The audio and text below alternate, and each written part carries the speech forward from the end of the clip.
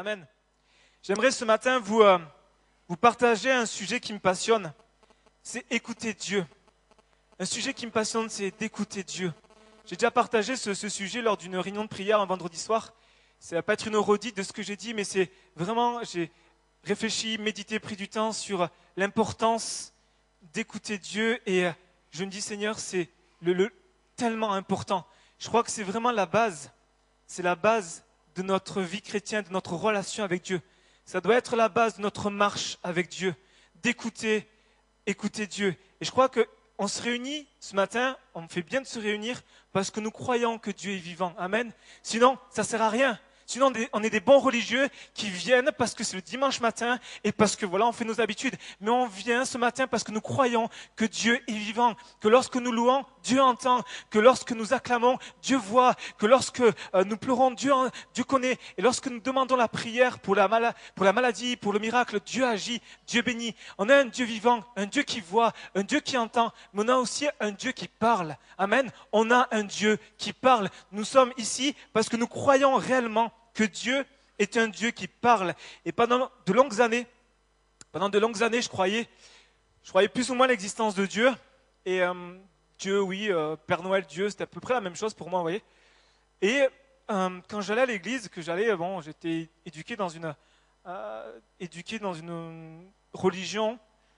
Et j'allais à l'église et puis je regardais un petit peu les moments de prière, je regardais un petit peu ce qui se passait. Et dans ma tête, je me dis, mais Dieu ne rentre pas en contact avec nous. Dieu ne rentre pas en relation avec nous. C'est nous, les hommes, qui sommes toujours en train de prier. Je pensais la prière comme étant dans un sens. C'est-à-dire, il faut prier, il faut faire ça, il faut faire ça. Et Dieu, il a besoin d'être, en gros, apaisé de toutes nos fautes, apaisé de toutes les choses qu'on fait. Et je me dis, mais jamais j'aurais pensé que Dieu était un Dieu qui voulait rentrer en contact avec nous. Et pourtant, Dieu veut nous parler. Que tu sois jeune, que tu sois un enfant, que tu sois plus âgé, que tu sois jeune dans la foi ou que tu sois plus avancé dans la foi, Dieu veut parler à chacun d'entre nous. Amen. Et il y a un passage, on va reprendre dans Job 33, 14, qui nous dit, on connaît bien ce passage, Dieu parle, cependant, tantôt d'une manière, tantôt d'une autre, et l'on y prend point garde. Dieu est un Dieu qui parle, mais c'est nous qui ne n'écoutons pas. Très souvent, c'est nous qui ne prenons point garde à la manière dont Dieu nous parle. Et Dieu parle à travers notre conscience. Dieu peut parler à travers un frère, à travers une sœur. Dieu parle à travers la prédication. Dieu parle aussi à travers des circonstances, à travers des situations. Dieu peut parler aussi à travers des songes, à travers des visions, à travers des dons spirituels. C'est pour ça qu'on croit aux dons spirituels, parce que nous croyons que Dieu utilise les dons spirituels pour nous parler. Dieu parle aussi à travers les animaux. Je rencontrais un jeune cette semaine, il me disait que Dieu lui avait parlé à travers une chatte et ses chatons. Qui dit, mais tu vois, la manière dont la chatte s'est occupée de ses chatons, Dieu m'a donné cette image, m'a parlé et m'a montré pour ma vie ce que j'avais besoin. Dieu parle tantôt d'une manière, tantôt d'une autre, mais nous, on y prend point garde. Et la manière, et je crois le principal vecteur de communication pour Dieu est sa parole. Je crois réellement que si on veut entendre Dieu, il nous faut ouvrir la parole. Il nous faut ouvrir la parole et la laisser pleinement pénétrer notre cœur. La laisser pleinement nous saisir. Ne pas juste la lire parce qu'il faut la lire, parce que voilà, on a entendu depuis qu'on est petit qu'il faut lire la Bible. Mais vraiment, lorsqu'on ouvre la parole, dire Seigneur, parle-moi, instruis-moi, conduis-moi, montre-moi qu'est-ce que je dois faire, comment m'y prendre, comment gérer cette situation. Dieu parle à travers sa parole. C'est le principal vecteur de communication, en tout cas, que Dieu utilise pour nous parler. C'est notre base, c'est notre critère pour vérifier si ça vient de Dieu ou pas. Lorsqu'on a une vision, lorsqu'il y a des choses qui nous viennent, on a une pensée, il nous faut qu'on puisse la mettre aussi au diapason avec la parole. Si elle est contraire à la parole, c'est impossible. Dieu ne peut pas se contredire. Dieu ne peut pas se contredire. Il ne peut pas nous dire telle chose dans une vision, dans une pensée, dans un don spirituel et nous dire autre chose dans la parole. La parole doit être notre base. Dire tout ce que Dieu me dit, je veux que ça se vérifie dans la parole. Il nous faut, sinon, on devient des mystiques et on part dans des tripes qui nous égarent très très loin. Et les gens autour de nous disent, mais c'est ça, la vie chrétienne, c'est ça. La vie chrétienne, tu entends Dieu par-ci, tu entends Dieu par-là. Non, il nous faut avoir une vie équilibrée et qui donne le goût aux autres. Et pour ça, il nous faut nous appuyer sur la parole. Dans Psaume 119, verset 140, il nous est dit « Ta parole est entièrement éprouvée et ton serviteur l'aime. Je crois réellement, et nous croyons, si vous êtes ici, c'est que nous croyons que la parole est incontestable, elle est sans erreur, elle est infaillible. C'est une parole sur laquelle nous pouvons nous appuyer. Lorsque tu lis, lorsque Dieu te donne une parole, te donne une promesse, un verset, accroche-toi, c'est sûr. Dieu dit et la chose arrive. Amen. Dieu dit et la chose arrive. Même si elle tarde, attends-la, parce que la parole de Dieu est la vérité. Il nous faut vraiment considérer la véracité de la parole et dire, mais Seigneur, je te fais confiance. Même si je ne vois pas, je veux te faire confiance. Et je crois que oui, Dieu veut nous parler parce qu'il veut établir une relation personnelle avec chacun d'entre nous. Peut-être que c'est la première fois que tu viens ici, tu dis une relation. Oui, Dieu désire une relation. Et la base de toute relation, c'est quoi? C'est la communication. La base de toute relation, c'est la communication. C'est je te parle, mais je t'écoute. Imaginez quelques minutes, vous êtes avec quelqu'un et vous essayez de établir en tout cas une relation avec cette personne-là et elle ne fait que parler. Et tu essaies de dire quelque chose, mais il n'y arrive pas. Au bout d'un moment, il se passe quoi? C'est que tu ne vas pas avoir de relation avec elle, tu vas tout simplement prendre l'écouter. Et ce n'est pas une relation. Une relation va nous amener à prendre ce temps d'écoute, ce temps où on parle, mais ce temps d'écoute. Et Dieu, avec Dieu, c'est la même chose. C'est-à-dire qu'il est important de pouvoir avoir ce temps d'écoute. Sinon, il y a un déséquilibre dans notre relation. On devient comme des chrétiens boiteux parce qu'il y a un manque. Et ce manque, c'est souvent l'écoute. Et je crois que par rapport à ce sujet, il y a deux attitudes qu'on peut avoir, en tout cas qu'on peut avoir, que j'ai rencontrées, que j'ai pu discerner. La première, c'est les chrétiens qui disent « Dieu m'a dit, Dieu m'a parlé, Dieu m'a ci, Dieu m'a ça ». Bien que je crois que Dieu parle tous les jours, bien que je crois que Dieu est capable de nous parler chaque jour par sa parole, je crois qu'il faut faire attention et être prudent à ne pas prendre nos désirs, à ne pas prendre notre propre volonté comme la parole de Dieu et dire ça c'est de Dieu qui me l'a dit. Sinon, je pense que beaucoup de célibataires se seraient mariés avec 3 ou 4 femmes. Parce qu'à force de dire, mais Dieu m'a dit que c'est toi, Dieu m'a dit que c'est toi. Non. Il faut prendre un temps aussi, il faut être équilibré et dire, mais oui, Dieu parle, mais il faut aussi éprouver ce que Dieu nous dit, en tout cas ce qu'on reçoit. Et la deuxième attitude, c'est cette attitude-là de dire, mais Dieu ne me parle jamais. Dieu parle à l'un et Dieu parle à l'autre, mais Dieu ne me parle jamais. Je suis comme la brebis à laquelle Dieu ne parle pas. C'est faux. Dieu parle, il ne fait pas de favoritisme. Dieu parle à chacun d'entre nous. Et des fois, on est tellement focalisé et on s'arrête tellement sur la manière dont on veut que Dieu nous parle. On veut que Dieu nous parle à travers un songe. On veut que Dieu nous parle à travers une voix audible. Mais Dieu, il a différents moyens, on l'a vu, différents moyens de nous parler. Il ne faut pas qu'on s'arrête sur la manière dont Dieu veut nous parler, mais sur ce qu'il veut nous dire. Alors laissons-le vraiment nous parler, parce qu'il a prévu de nous parler. Et j'aimerais te dire aussi que ce n'est pas réservé qu'aux pasteurs. Ce n'est pas réservé qu'aux responsables, ce n'est pas réservé qu'aux grands prophètes, qu'aux apôtres, qu'à ceux qui ont des grands ministères. Dieu parle à chacun d'entre nous. Que tu sois même jeune dans la foi, Dieu veut te parler. Ce n'est pas réservé à une élite, aux TTS, les très spirituels. Il faut que tu fasses ci, il faut que tu jeûnes, il faut que tu pries. Non. Dieu désire parler à chacun d'entre nous. Ce n'est pas réservé à une élite, c'est pour chacun d'entre nous. Il faut qu'on fasse tomber des fois ces raisonnements qu'on a à dire, mais Dieu ne peut pas me parler, Dieu parle au pasteur, Dieu parle au responsable, mais Dieu ne me parle pas en tant que simple chrétien. Non, Dieu parle à chacun d'entre nous. Amen. Et j'aimerais voir avec vous 3 points. Le premier, c'est comment entendre Dieu me parler. Comment entendre la voix de Dieu.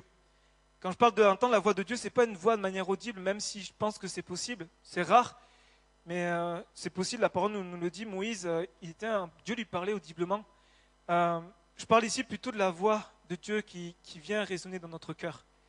J'aime parler de cette voix de Dieu qui vient lorsqu'on lit la Bible, lorsqu'on écoute la prédication, lorsqu'on écoute le temps de louange. Cette parole, elle vient frapper nos cœurs. C'est une voix qui vient résonner dans notre cœur. Alors comment entendre cette voix? J'aimerais qu'on fasse une lecture dans 1 Samuel. 1 Samuel chapitre 3, du verset 1 à 11, et ensuite on ira au verset 19. Il nous est dit: le jeune Samuel était au service de l'Éternel devant Élie. La parole de l'Éternel était rare en ce temps-là. Les visions n'étaient pas fréquentes. En ce même temps, Élie, qui commença à avoir les yeux troubles et ne pouvait plus voir, était couché à sa place. La lampe de Dieu n'était pas encore éteinte et Samuel était couché dans le temple de l'Éternel, où était l'arche de Dieu. Alors l'Éternel appela Samuel. Il répondit: me voici, et il courut vers Élie et dit: me voici, car tu m'as appelé.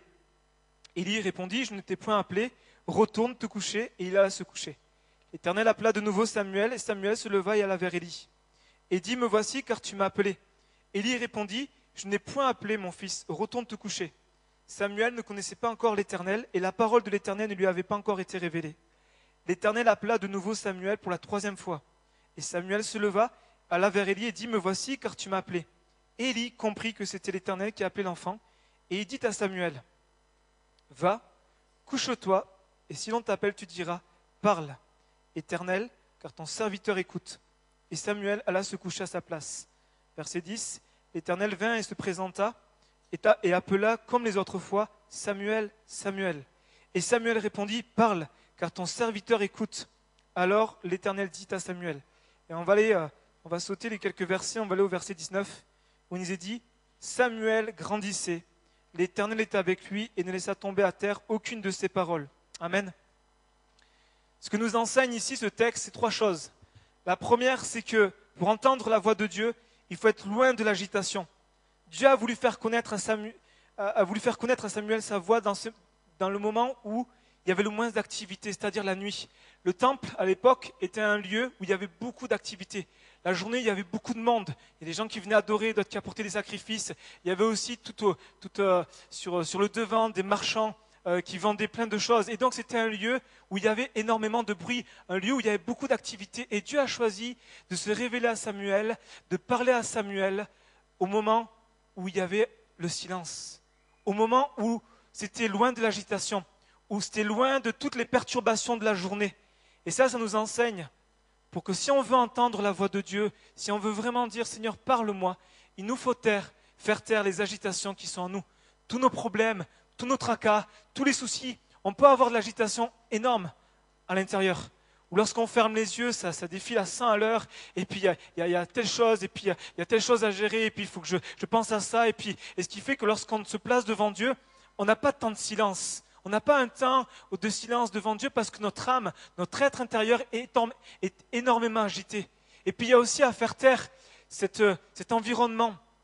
Autant ça peut être à l'intérieur, mais aussi à l'extérieur. On vit dans un siècle où il y a tellement d'agitation. Il y a tellement d'agitation quand on voit, il suffit d'allumer le journal télévisé et de voir toute l'agitation qu'il peut y avoir dans le monde, de voir toutes les angoisses, toute la nervosité qu'il peut y avoir dans le monde, et puis que ce soit au travail aussi. Quand on voit toutes les pressions, toutes les choses qui peuvent être autour de nous, on est dans une circonstance, dans une société, dans une époque où il y a beaucoup de bruit. C'est vrai que c'est dur. C'est dur de faire taire toutes ces choses-là, mais pourtant Dieu nous a donné l'autorité. Dieu nous a donné l'autorité. Il est appelé le prince de paix. Et en tant que prince de paix, nous avons en tant qu'enfants de Dieu, nous avons l'autorité pour faire taire. Faire taire, faire taire toute cette agitation. Nous avons cette autorité. Et je crois que Dieu parle réellement dans ces temps de silence, où il est important de prendre du temps devant Dieu et faire silence. De faire silence et de laisser Dieu nous parler. Souvenez-vous du prophète Élie, pas le sacrificateur Élie qu'on vient de lire, le prophète qui se retrouve dans les rois. Ce prophète qui était puissant entre les mains de Dieu. Tout d'un coup, il est en moment de dépression, et là, il va se retrouver. Il va se retrouver en dépression, et puis Dieu veut lui parler. Et ce qui va se passer, ce que la Bible nous enseigne, c'est qu'il va se tenir, Dieu va dire, avance-toi. Et il y a un vent qui passe, un vent fort et violent qui passe. Et la Bible dit que Dieu n'était pas dans ce vent violent et fort. Ensuite, il y a tremblement de terre, Dieu n'y était pas. Ensuite, il y a un feu, Dieu n'y était pas. Et ensuite, il y a un murmure doux et léger. Et Dieu était là. Dieu nous parle par un murmure doux et léger. Et c'est vrai que cette voix-là, si on est trop agité, s'il y a trop de choses qui nous troublent dans notre esprit, eh bien on aura du mal à la saisir. On aura du mal à la prendre et dire oui, c'est la parole de Dieu pour moi et je m'y accroche. Parce qu'on est tellement agité. Il nous faut faire taire. Dieu a parlé à Samuel la nuit, dans ce moment où il n'y avait pas de bruit. Alors, ce n'est pas dire qu'il faut que tu te lèves la nuit. Si tu ressens, vas-y, prends le temps de te lever la nuit. Mais c'est dans des moments où tu t'arrêtes la journée, puis tu prends un temps pour dire, Seigneur, parle-moi. Parle-moi, je veux être à ton écoute. Il y a tellement de choses que Dieu veut nous enseigner. La deuxième chose que la Bible nous enseigne, c'est que c'est dans la présence de Dieu que Dieu va nous parler. Nous voyons que Samuel était tout près de l'arche de l'Alliance. L'arche de l'Alliance symbolise la présence de Dieu.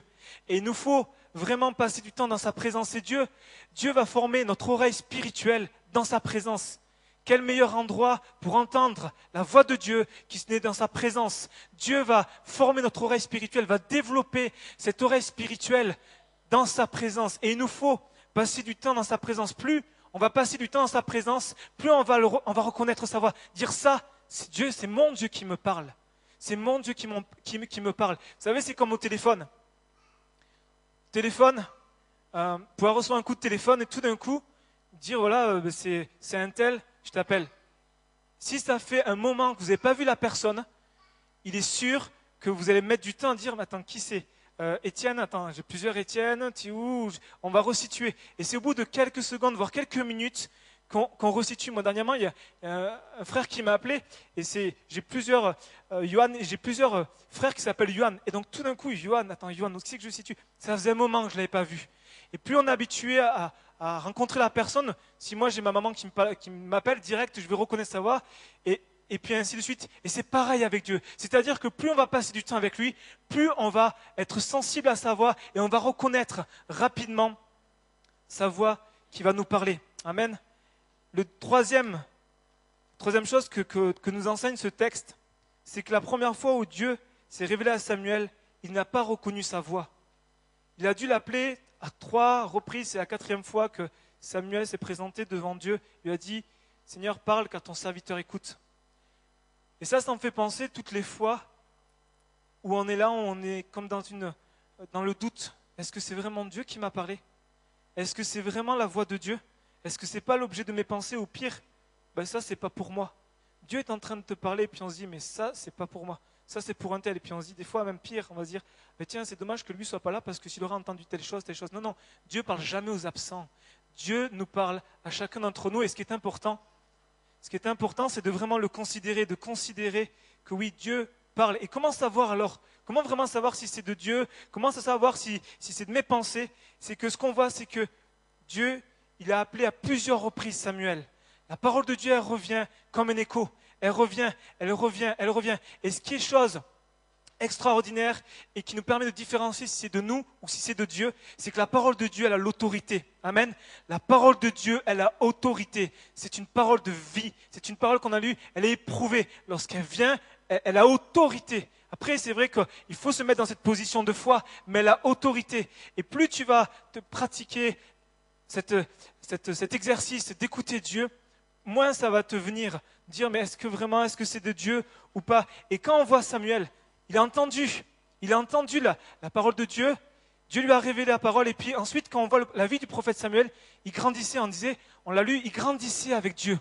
Et on a vu que Samuel, au fur et à mesure, il était sensible, il n'avait plus de doute, plus de zone d'ombre, c'est Dieu qui me parle, et puis je libère la parole de Dieu. Il était un prophète puissant, parce que dès son jeune âge, il s'est exercé, il s'est habitué à écouter et à prendre le temps d'écouter la voix de Dieu. Je me rappelle de ce témoignage d'un pasteur, je l'ai déjà raconté, mais j'aime beaucoup ce témoignage, je trouve qu'il est parlant. Ce témoignage d'un pasteur indien qui visite son ami en Amérique, un pasteur américain, et donc ils sont tous les deux en train de marcher à New York. S'il y a vraiment un endroit où il y a du bruit, je crois que c'est à New York. Je suis jamais allé à New York. Je sais qu'il y a des personnes qui sont allées à New York. J'ai des amis qui sont allés à New York et j'ai vu des photos.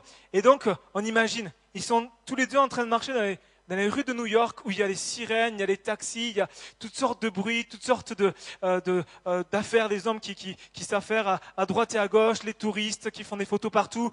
On voit aussi des artistes qui sont en train de faire leur œuvre. Et puis on voit aussi les sirènes, le bruit, les klaxons. On imagine, ils sont tous les deux en train de marcher.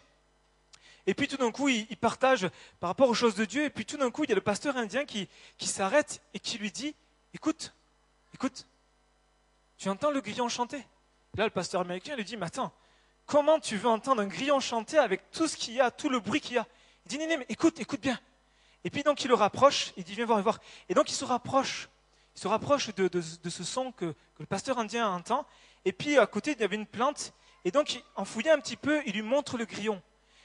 Et là, le pasteur américain, il est comme stupéfait. Il dit, mais attends, mais comment tu peux entendre le son d'un grillon alors qu'il y a autant de bruit?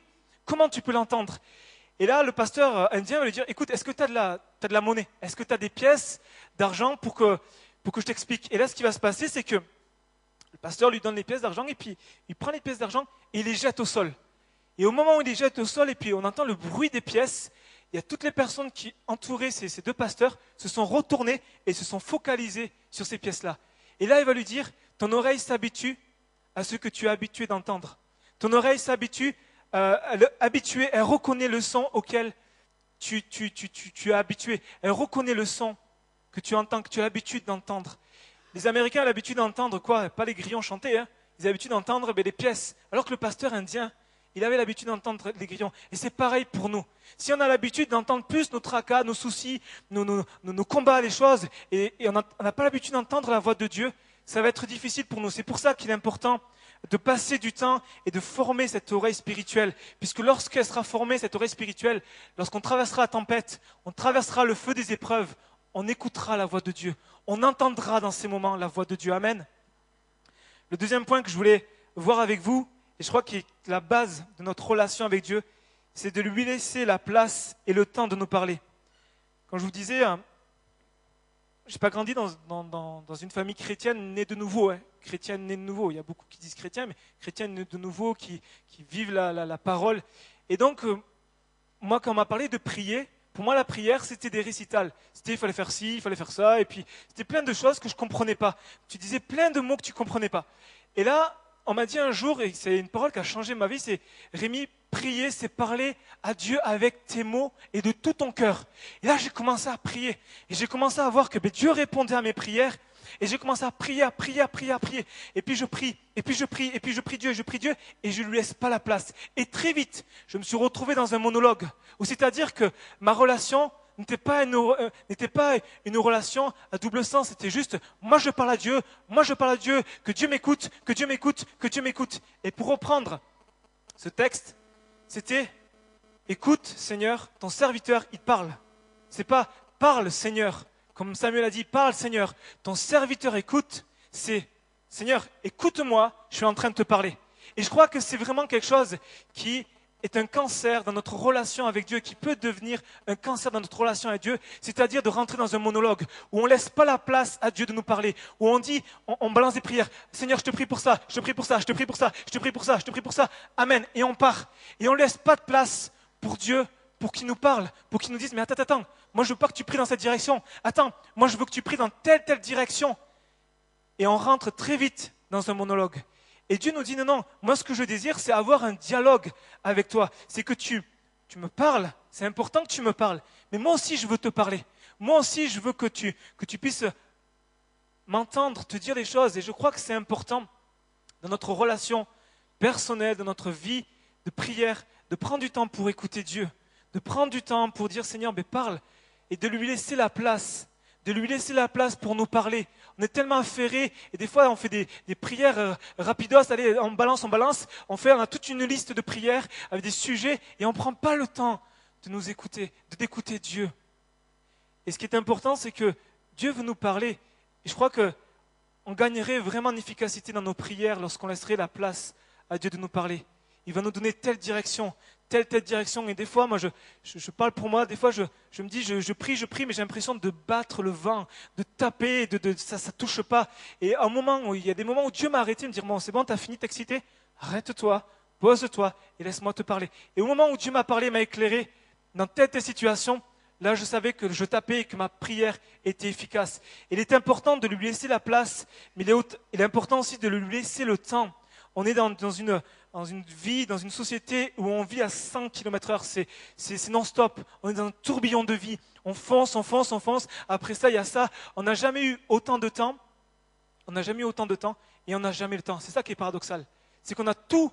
On a toutes les nouvelles technologies pour donner du temps, pour avoir un peu plus de temps, mais on n'a jamais le temps.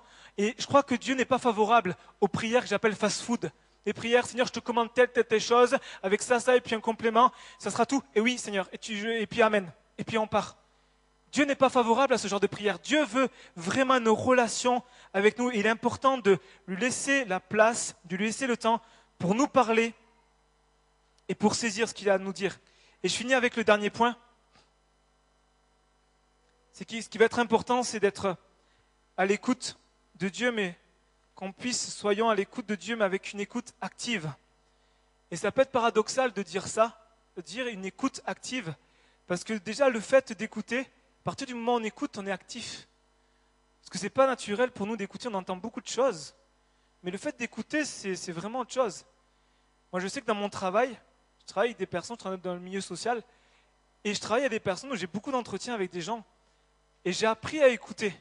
J'ai appris à me concentrer sur ce qu'il me disait. J'ai appris à être attentionné sur ce qu'il me disait et de ne pas laisser mes pensées partir d'un côté, partir de l'autre, mais à vraiment être attentif à ce qu'il me disait. Et ça va nous demander de faire un effort. Écouter va nous demander de faire un effort, de vraiment nous concentrer. Et c'est important d'avoir une écoute active, notamment vis-à-vis de Dieu. Et j'aimerais te poser la question ce matin, comment écoutons-nous Dieu ? Comment écoutons-nous Dieu? Lorsque Dieu nous dit, je te dis d'aller à droite, je ne peux pas dire que j'écoute Dieu si je vais à gauche. Si Dieu me dit de m'arrêter et que moi je continue, je ne peux pas dire que j'écoute Dieu. Écouter Dieu va nous demander de prendre en considération ce qu'il nous dit et que faisons-nous de ce qu'il nous dit. Dieu nous donne des paroles. Dieu nous donne des paroles. Et qu'est-ce qu'on en fait? Qu'est-ce qu'on fait de la parole que Dieu nous donne? Et je crois que c'est assez dramatique et voire même déchirant quand je repensais à préparant ce message. Je repensais à tout le peuple d'Israël, tout l'Ancien Testament, et je repensais à toutes les fois où Dieu a parlé à travers des prophètes, des grands prophètes, où Dieu a parlé. Dieu n'a pas cessé de parler, il a parlé. Et quand on voit comment ils n'ont pas écouté Dieu, loin de moi la pensée de nous mettre plus haut qu'eux ou de les accuser, mais je crois que c'est une image de ce qu'on est capable de faire. C'est que Dieu a un cri dans la Bible, c'est qu'il veut qu'on l'écoute. Et combien de fois nous on passe à côté, où Dieu nous parle, et puis on n'écoute pas. Et même des fois on prie pour ça. Seigneur, parle-moi. Et à partir du moment où Dieu nous parle, qu'est-ce qu'on fait? Est-ce qu'on va vraiment suivre ce qu'il nous dit? Est-ce qu'on va vraiment obéir à ce qu'il nous dit? Ou est-ce qu'on va être là à dire, Dieu m'a parlé, c'est super. Ou est-ce que vraiment, Seigneur, tu m'as parlé et je veux t'obéir et suivre ce que tu as à me dire? Vous savez que c'est quelque chose qui est très important aux yeux de Dieu, notamment que c'est le premier des commandements. Premier des commandements, c'est quelque chose que moi j'ai découvert, c'est le premier des commandements que Dieu nous donne, c'est-à-dire écoutez. On va lire dans le Marc 12, si tu peux l'afficher. Les scribes viennent voir Jésus dire, il y a un scribe qui vient voir Jésus, il va dire, quel est le premier des commandements? Quel est le commandement qui dépasse tous les commandements?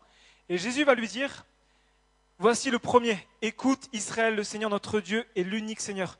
Le premier mot que Jésus va donner, c'est écoute. C'est un commandement. Écoute-moi, écoute ce que j'ai à te dire, écoute ce que je veux t'enseigner. Écoute Israël, le Seigneur notre Dieu est l'unique Seigneur.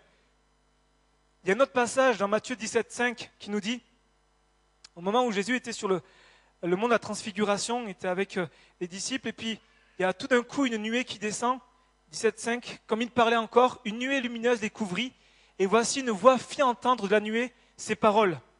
Celui-ci est mon fils bien-aimé, en qui j'ai mis toute mon affection, écoutez-le. Dieu nous le rappelle encore à travers ce passage, écoutez-le.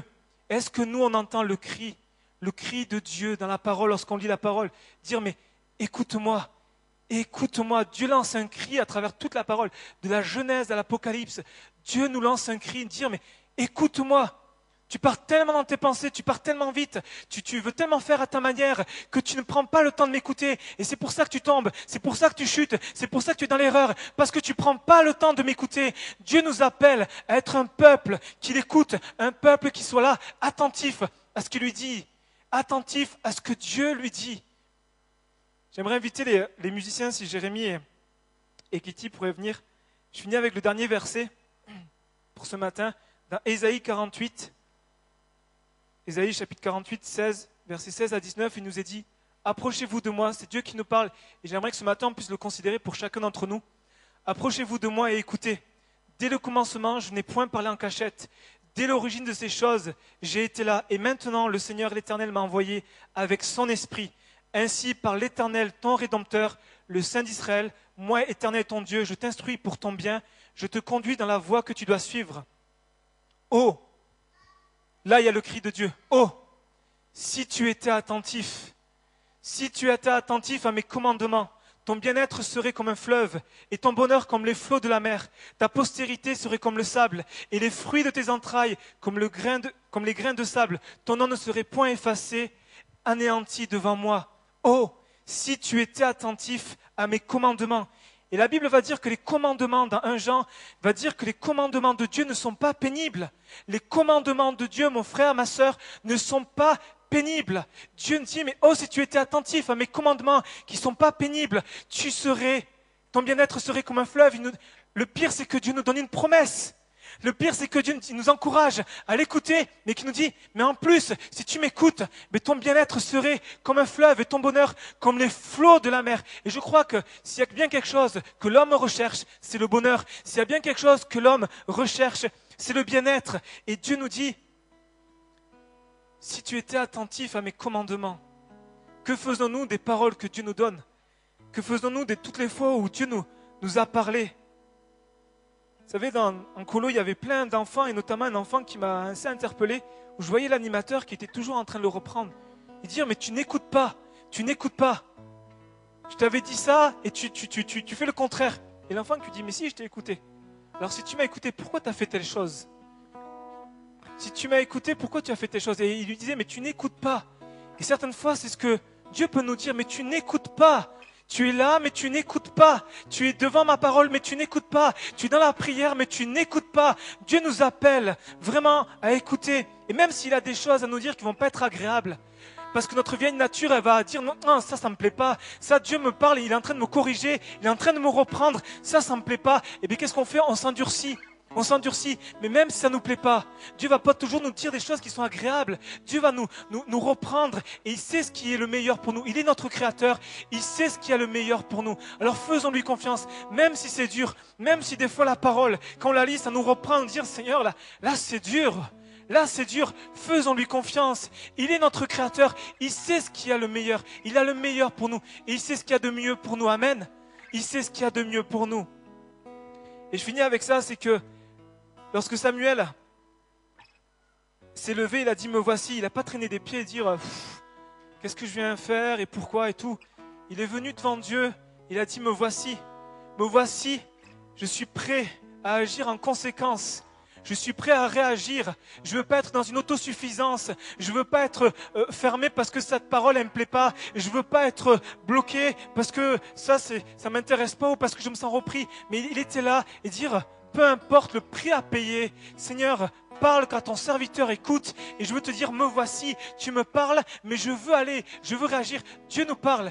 Mais qu'est-ce qu'on en fait? Est-ce qu'on s'enferme? Est-ce qu'on le fait mourir? Ou est-ce qu'on va en faire quelque chose? Dire Seigneur, cette parole, je veux la garder et je veux la mettre en pratique. Cette parole que tu m'as donnée, je veux la suivre. Même si c'est difficile, même si c'est éprouvant, je veux la suivre. La manière dont Samuel a considéré la parole de Dieu l'a amené à être un grand prophète. L'a amené à être un grand prophète. Samuel était un homme puissant, était un homme qui était grand devant Dieu.